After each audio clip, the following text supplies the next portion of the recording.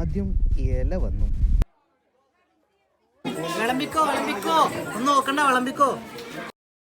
പുറകെ മുളക് വറുത്തതും കായപ്പേരും ശർക്കരപ്പേരും. പിന്നെ മൊത്തത്തിലൊരു ബഹളമായിരുന്നു. പരിപ്പോടെ അടക്കം 5-8 ഐറ്റങ്ങളുള്ള ഒരു അടിപൊളി സദ്യ. അവർ വിളമ്പുന്നതിൽ ശ്രദ്ധിക്കുന്നു, ഞാൻ കഴിക്കുന്നതിൽ ശ്രദ്ധിക്കുന്നു.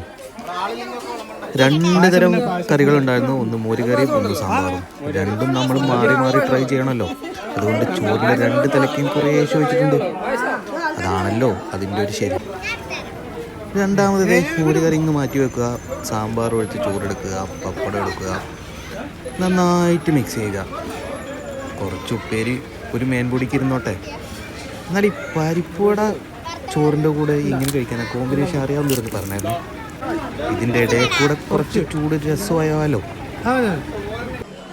ആഹാ, അന്തസ്. അപ്പം ഞാൻ കഴിക്കട്ടെ. ഫുൾ വീഡിയോ കാണേണ്ടവർ യൂട്യൂബിൽ നിന്ന് കാണണേ.